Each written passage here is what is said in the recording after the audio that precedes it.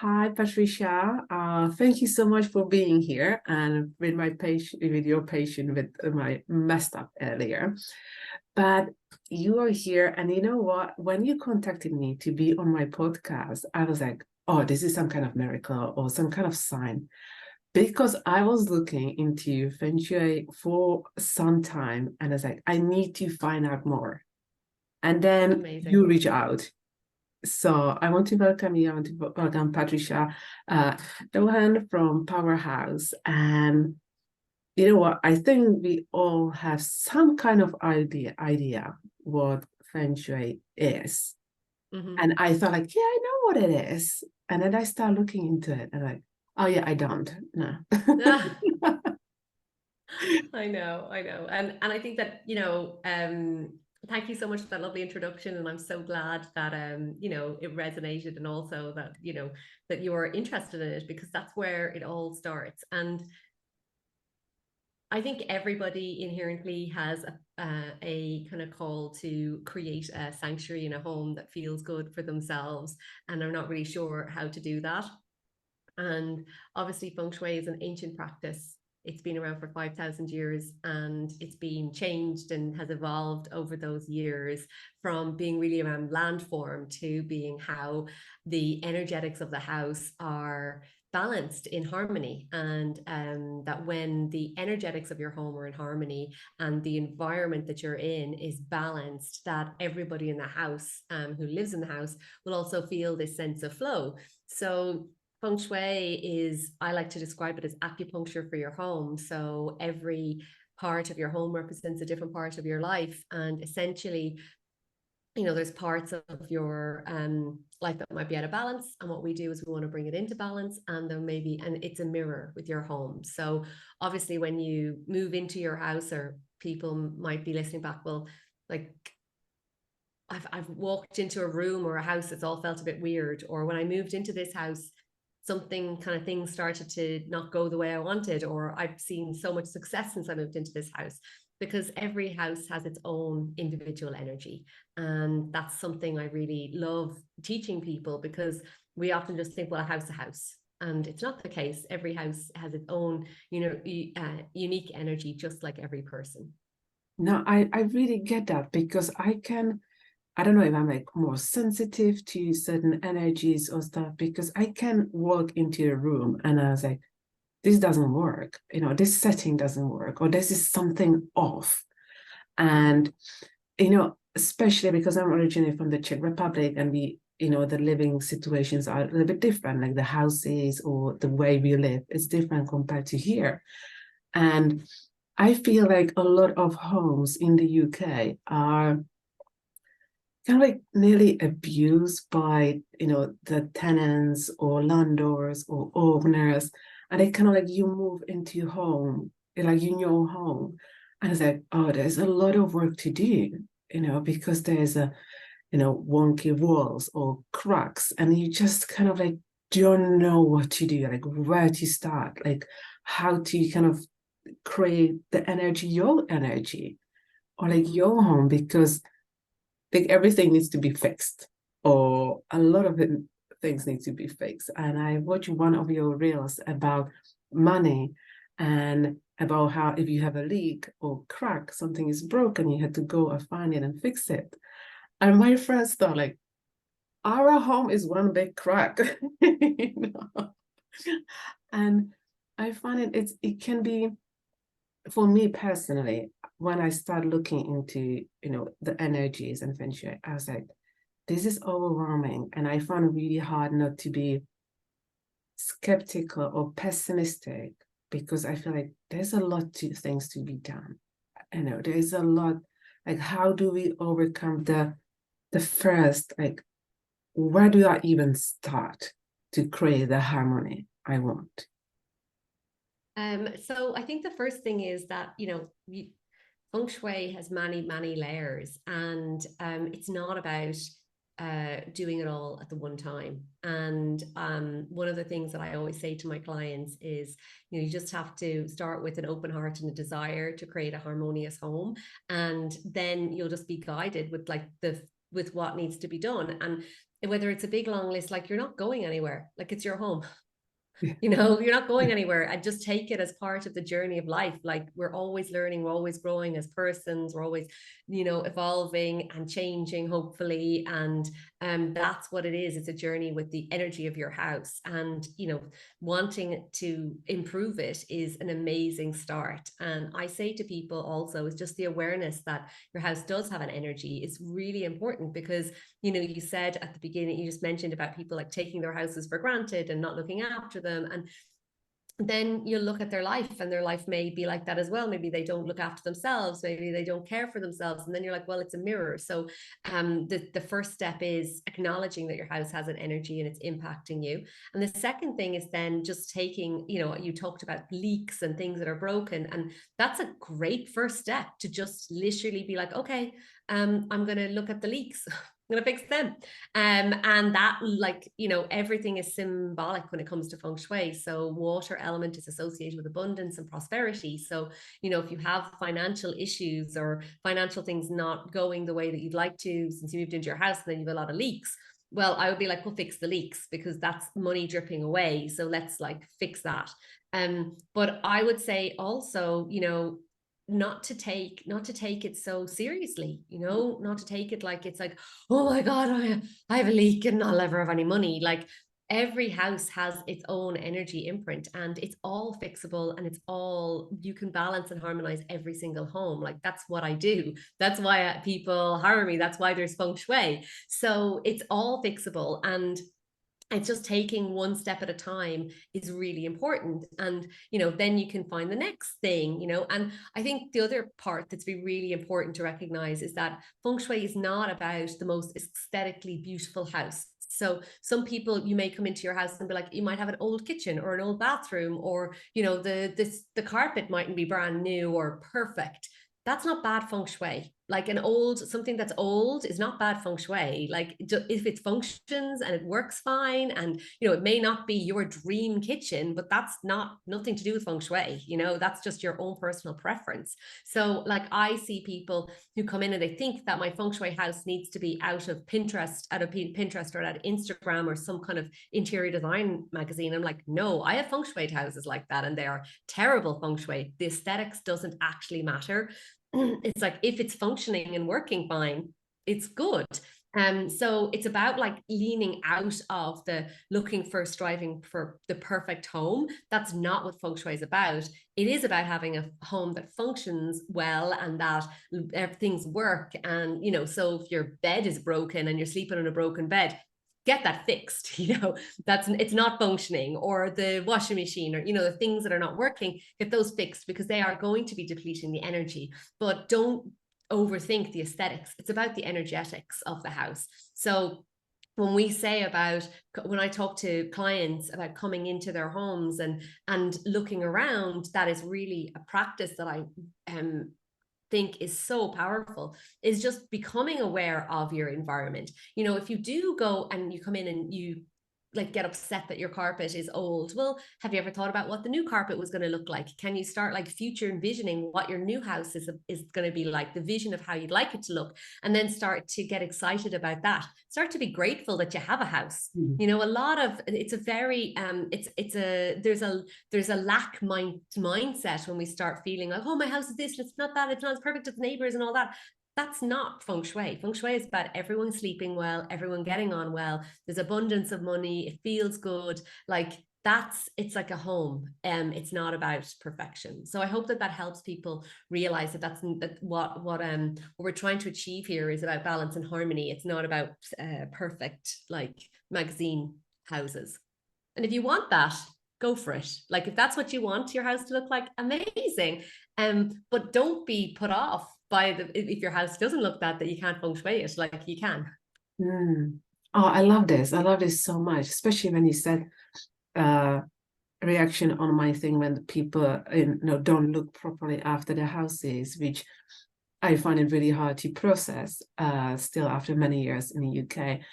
And it is really true, because that's not even just this is here in the UK. You know, if I look at it in Czech, yeah, it's the same thing. If you don't want to look after your house, you don't look after your house. whatever the reasons are, if it is financially or mentally, you're not there, or you struggle physically, mentally, whatever, and I think it's just like the way I grew up was always like looking after it. Like you don't just patch up things, you fix it properly.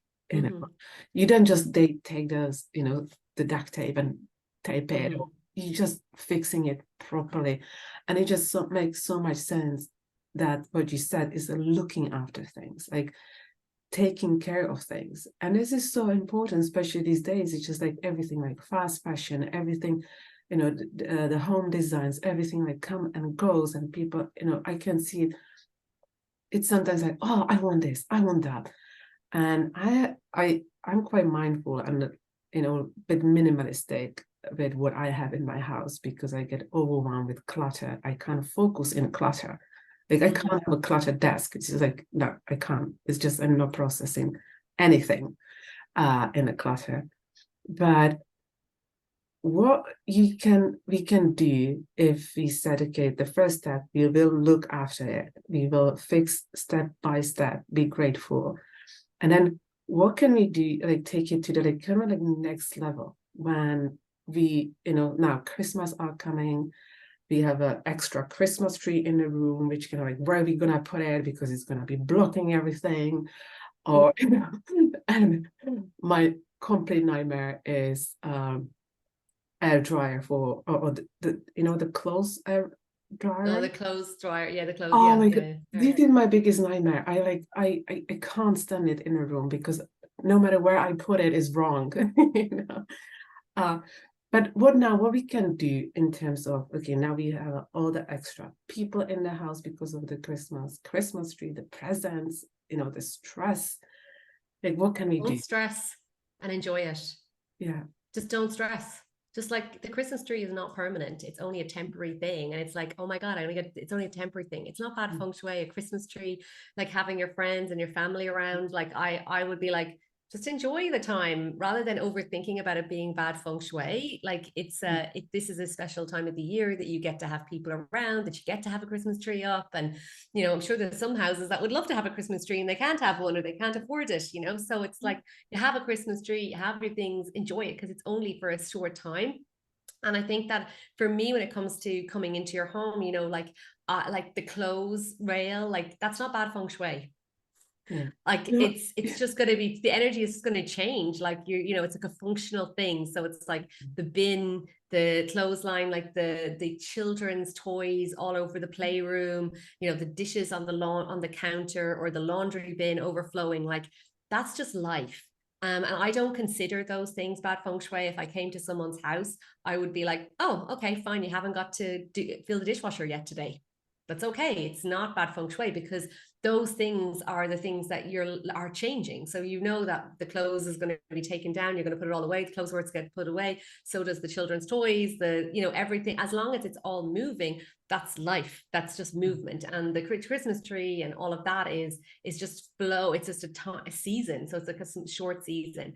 When it comes to, from a feng shui perspective, what I'm more concerned about would be the places that are not moving, where the energy hasn't been moved. So say you moved into your house 2 years ago, and you had all these boxes from your old house, and they went straight to the attic, and they haven't been touched in 2 years, 10 years, 30 years. That's what I would be saying. Go clear that out, because feng shui is about flow, it's about harmony, it's about balance. So if you've got boxes of things accumulated for years in your attic, in your cupboard, in your garage, that's creating stagnancy. So there's no flow in the home. So things like the playroom with the kids' toys, or the dishes, like they're always going to get washed. Like, okay. And my husband and I were just chatting about it this year, because we live in Greece for the summer and we travel a lot. And we were just saying this, we were talking about, like, we've noticed in our house how we've just made a commitment to keep our kitchen counter clean as possible, and just to fill the dishwasher, and create a little system for the two of us. And there's just the two of us and our dog, but it's amazing how it could just like spread out. And I can see the same, like I can't even imagine it with children and a family and all of that. But we just noticed this year that with that commitment to like, it's amazing because the rest of the house seems to stay tidy because we just commit to the kitchen. So before I go to bed at night, I just make sure the kitchen counter is clean. And then in the after, we just continue just keeping it. And it's like, it's almost like filtered to the rest of the house. I'm like, I can't believe how it's staying tidier. And it was just like a conscious effort that we've made to not let it go over. But I still don't get stressed out by it and don't allow myself to be like, oh, this bad feng shui. Like there's 100 million other things that would be bad feng shui. And I think this is the thing, that people like are sweating the stuff that's not actually bad feng shui and allowing it to bother them, as opposed to being like, okay, like I know that's fine. But go to the cupboard where you haven't opened or you're scared to open for 6 months or you haven't touched. And there's where there's definitely something that's going to be blocking the flow of energy in your life. So I would be highly recommending you, if you are going to be packing up your Christmas decorations, going up to the attic, bring up your Christmas decorations and take everything else down that hasn't been touched in a few months. In the new year, and just get rid of it. Just if you haven't looked at it, you haven't opened that box, just say goodbye. We don't need that. Like, it's clogging up your attic, which is also your head. Like, it's the mirror of your head. So it's like literally clogging up your mind. There's something there that's just like a burden on your shoulders from the attic. And the cupboards, the drawers, there's space to create space for new things in your life. And that's something that I think is an amazing opportunity for people to do. Oh, that's perfect. Oh, thank you, because I was definitely a great example of misunderstanding Feng Shui, or like just like, oh, this is blocking energy. I'm like, no, it's just life, but this is actually blocking energy. When Mm-hmm. you mention like bad Feng Shui, what do you mean by that? Or like, can you give us like quick examples, or the most common blockages for energy part of the attic? So one of the things is, when it comes to like bad feng shui, like I don't when I walk into someone's house, it's not, or when I don't walk into people's houses now, we do everything virtually. But when we analyze people's houses, it's nothing actually to do with the aesthetics of the house. Like, so it's not like I can walk in, we walk in and go, and tune in. It's essentially taking the reading of the house, of the year it's built, the size of it, the direction that it's facing, the cycle that it's in, like the shape of it. So there's a lot of like complex analysis that goes into analyzing what is good or bad feng shui. And this is all it's all invisible energy. So this is where feng shui is often completely misunderstood, because we think that I come in and I see something and I'm like, that's bad feng shui. Yes, there are things that I can visually see, but even just from here, I could do your report, look at your house and be like, oh, okay, that's why your kids are fighting all the time. This is why your partner haven't spoken, or he's having difficulty in his career, or why you haven't got a promotion at work. I can see all of that based on the information that the house tells me. I don't need to see your house for that. And it's like doing an astrology reading for a house, like an astro chart for a house. So that's what we do when we feng shui people's houses, and analyze that and then give the balancing elements to balance it. So it's just like an acupuncturist. Basically, we take the analysis of the house, check what's going on, and then be like, oh, the reason why you're this in your heart is because of this linear, this meridian here. So it's very much energetic as opposed to aesthetic. So what I really, and does that mean there's things that aesthetically in a house could be impacting feng shui or could be bad feng shui? Yes. But I also like to just make sure that people know that it's not just aesthetic. So even if you had an empty house with nothing in it, it could still have bad feng shui. So that's just really important to realize, and know that the depth of this practice is just beyond a kind of like decluttering, because so that's important. But from a aesthetic, or from people today, what else could you do? I would say just start at your front door. It's the mouth of your house. It's where the energy comes in. Make sure it's nice and clean. Make sure it's welcoming. This is where, if you're thinking about your own mouth, if you feed your house with junk food and your body with junk food, then you definitely need some acupuncture and some help, and you need to stop. So the first thing I say to people is just like, be mindful of what you're bringing in. What are you buying? You're talking about like this, fast fast fashion, Mhm. what are you buying? Why are you bringing stuff in? Do you need more stuff? Probably not. You probably have actually way more than you need. So like close the door on new things coming in and start to clear out from the inside out. Make sure the front door is welcoming and inviting. And then when you get into your house, I want you to kind of do an exercise called fresh eyes. So our houses are often decorated very unconsciously, sometimes consciously, like, we'll pick something that resonates with us, but it's like artwork, for example, is a big one for me. I see a lot of clients with art that is not like resonant with where they want to go. Like you can use your home to be a vision board for your future. You can use your home to support you to thrive. And you can use your home, use the artwork on your home to even like anchor in all new beginnings, So what's the artwork on your walls? What does it represent? And, is it uplifting? Do you walk in and see like a picture of, I don't know, a miserable woman like that looks really miserable on the wall? Or is it just a beautiful, happy field of sunflowers that feels uplifting and bright and colorful and vibrant? Every single thing in your home has an energy, and who bought the picture, what does it represent? Here in my wall behind me, I have like different images. Each, actually, they're all presents from different people who mean a lot to me in my world, and they're gifts and they mean a lot to me. And they, if someone looked at this picture with the little clouds and the hummingbirds in it, they're never going to know that that was a gift from a dear client, or that the picture behind me was bought by my dad on a trip to Italy that like means the world to me. Like there's an energy to everything in your house. And does it make your heart expand, or is it like, oh, I don't even know why I have that, God, I hate that. Oh, like, no wonder I'm feeling a bit depressed. I have all these pictures of dead singers on my walls, and that's a true story. A client who was depressed had all of those 27-year-old singers who die, Kurt Cobain, Amy Winehouse, on the wall. And we can laugh, but honestly, I've seen a lot of places with pictures of Amy Winehouse on the wall, and people who had a lot of difficulty in their lives, and then they have a picture of them in the wall. I'm like, okay, I don't know about that. Like, do you know the backstory of that person? Is that what's the resonance there?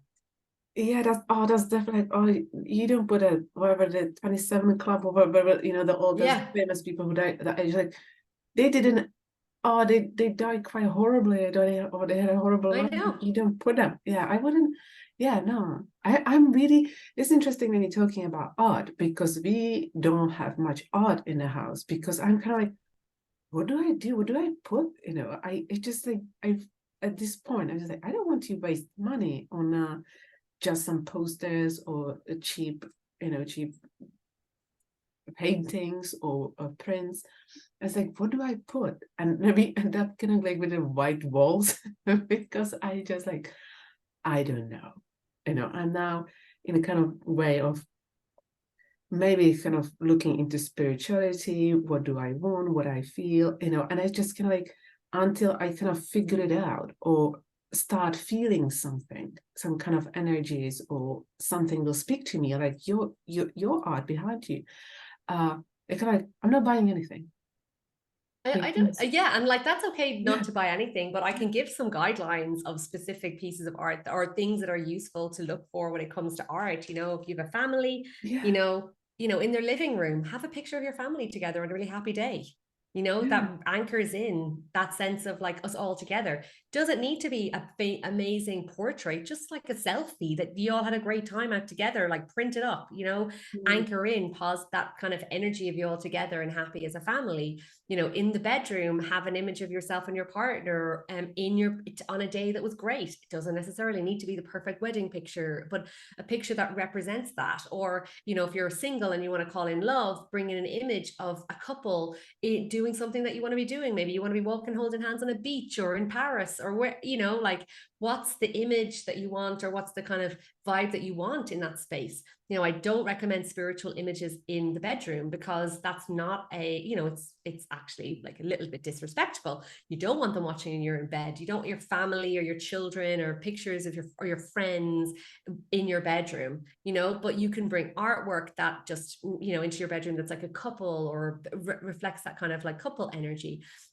You know, in your home, you could have places that you want to go to. You know, I had a client who really wanted to live in the US and she loved California. And of course, so she kind of got like lots of imagery of, you know, palm trees and Venice Beach and all these beautiful images. And of course, she just got her US visa. She's now living in America, you know.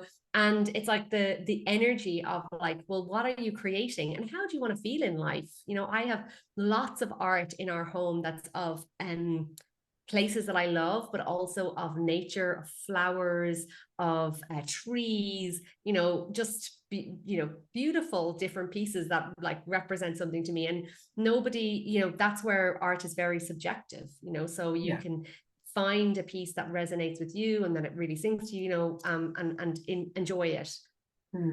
It's beautiful. I love it. It just, you made me laugh so much about the, you know, spiritual pictures in the bedroom, and I just thought about all the grandparents and everyone. They had a set all the sayings about their the holy people. I know.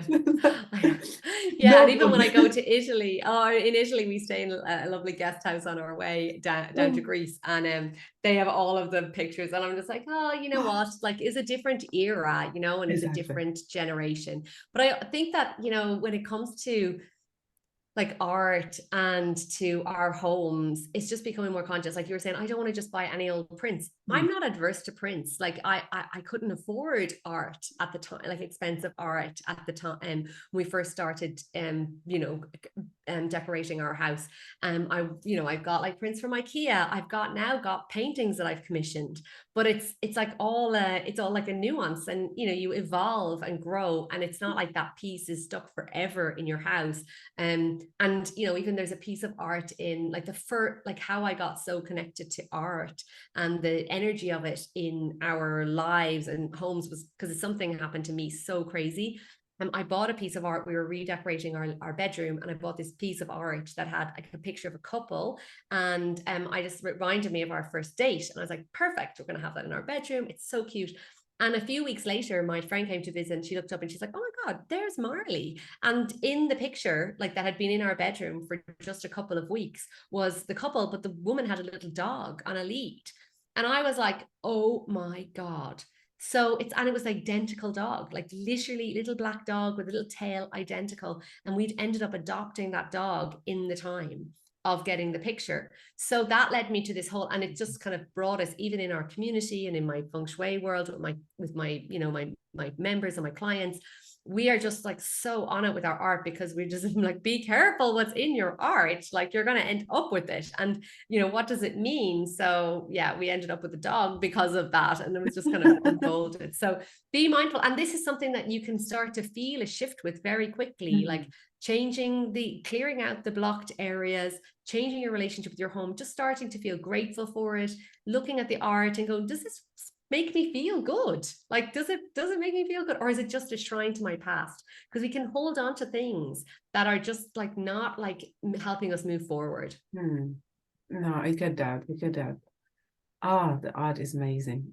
Love it.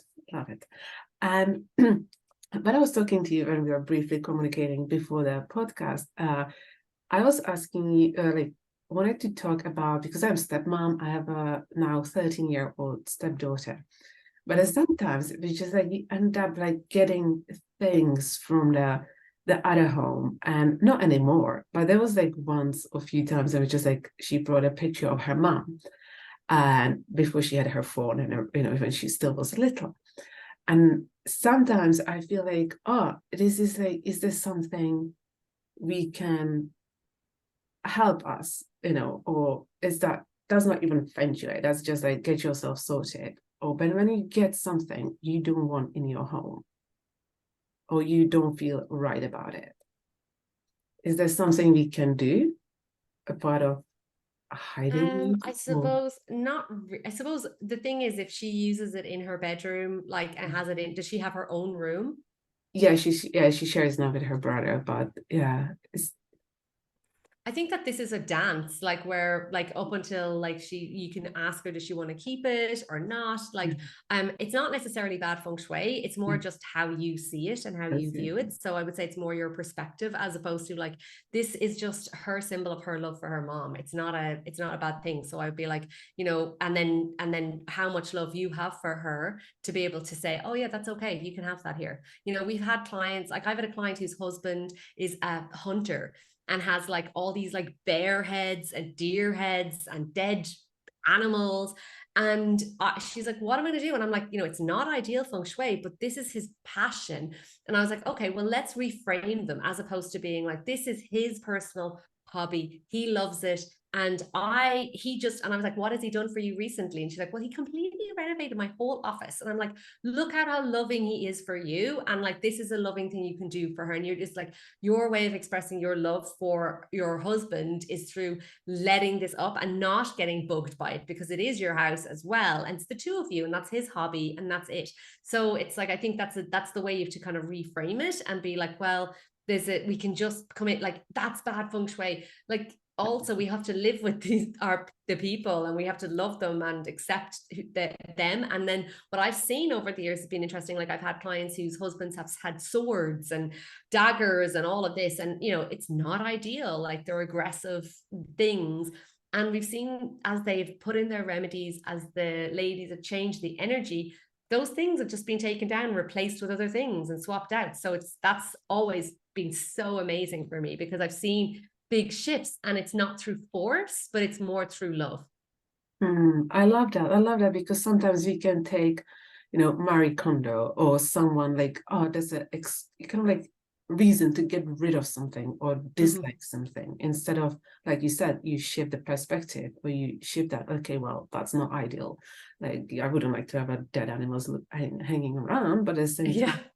like, he did my office, so I can just go and be in Yeah. my office, so it's really, yeah, if they like the picture of her mom, it's like, okay, can you keep it? You can keep it. Can we put it in the drawer when you go home? Yeah. So, like making adjustments and shifting the energy. I love the shifting the energy, because I can see myself, if I would start going into Feng Shui, I will be like, no, this has to go. And I could go really quickly to the mistakes, that Yeah. we all do at the beginning. And I could maybe use it as excuse, or you just misunderstood of the practice and the symbol of it, and just going into slippery road Yeah. of like, yeah, when I don't understand, we make mistake. But I love that. I love that, like, it's not about the new house. It's not about the having Pinterest looking house. It's about looking into the energy, looking into what, how the thing speaks to me. Because, like you said, you can go to charity shop and find a painting tomorrow, which I will absolutely love, and I'm like, yeah, it's going on the wall here, after years and years of having white walls, because it's just like, we're gonna put on. Yeah. And I love the meanings behind it.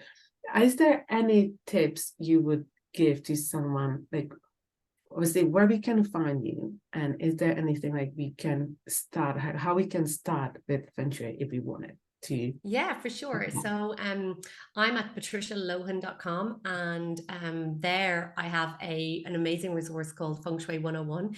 It's a mini course, and it basically guides you through like what feng shui is, how it works, how to discover like the type of feng shui that's going on in your house, what's great, what's out of balance, and that there's an amazing guide that comes with it that kind of gives you some things you can do for each area of your home. So that's an amazing resource. I also have other resources, like for your best color for your wallet, for your feng shui in your office, and feng shui for abundance. But patricialohan.com, and my mini course is where I would kind of guide people to check out first, because it is just a really good introduction. If this felt good, there's lots of other things that you get to learn and to do through it.